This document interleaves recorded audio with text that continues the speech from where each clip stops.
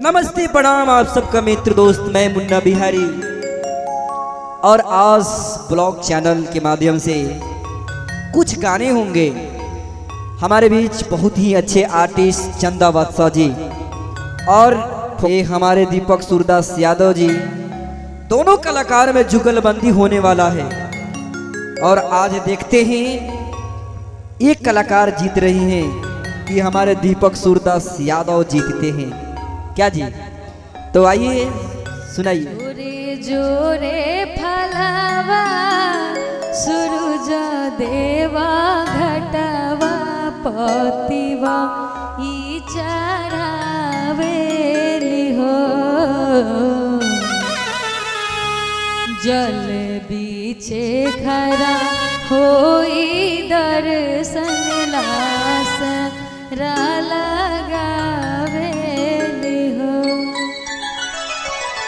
क्या बात है, क्या बात है। अब हम सुनना चाहेंगे दीपक जी से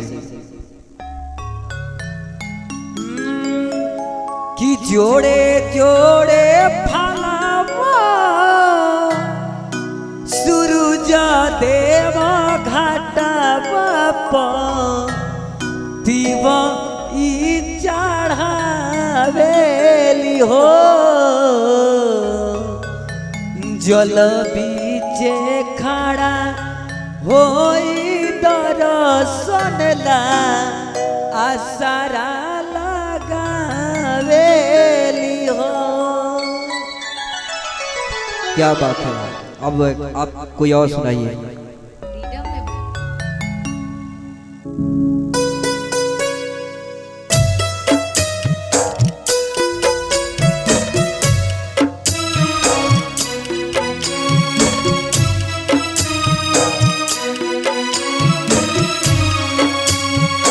जोरे जोरे फलवा सूरज देवा घटवा पतिवा ई चढ़ावेली हो।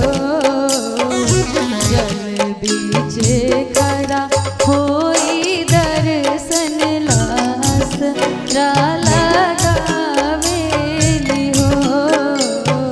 जल बीचे खड़ा होई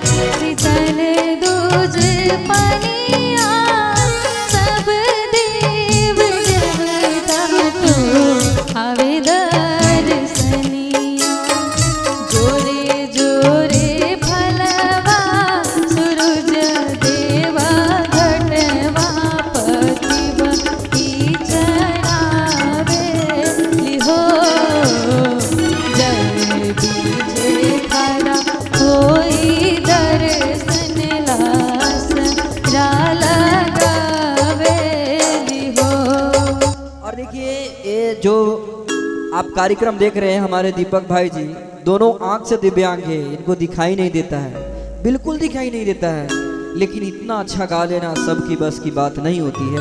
आइए सुनाइए।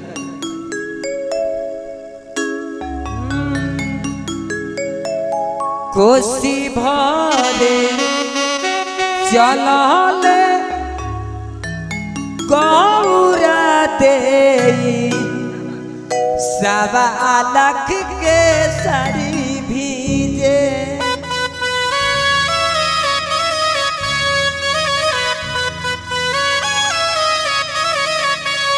हादी सारी मोरा भिजोता तो भिजे देहू खुशी मोरा नहीं भीजे।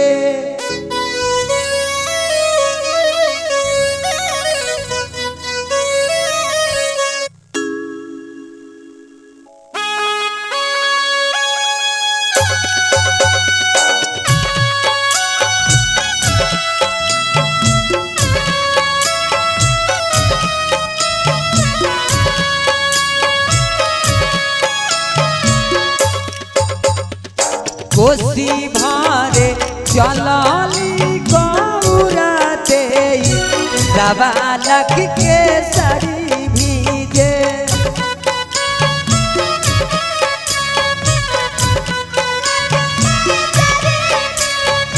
सारी मोरा भिजोता तो भिजे देहू कोसी मोरा नहीं भीजे।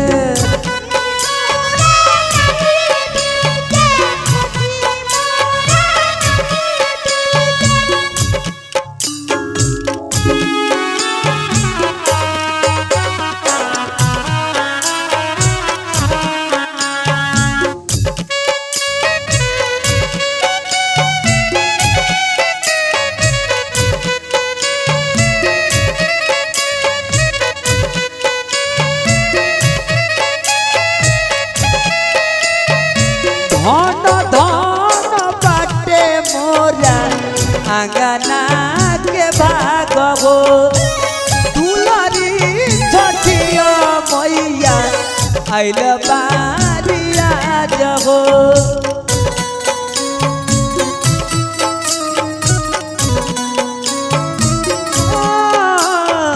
धन धन बाटे मोरा अंगना के भागवो दुलारी छठिया मैया आइल मारिया जगो।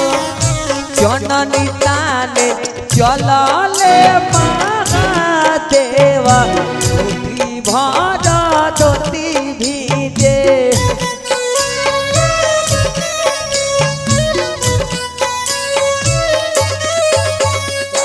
ब्लॉग वीडियो था और आशा कर रहा हूँ कि आप सभी को बहुत ही अच्छा लगा होगा, और अच्छा लगा हो तो इसे पेज को ज़्यादा से ज़्यादा शेयर कीजिए।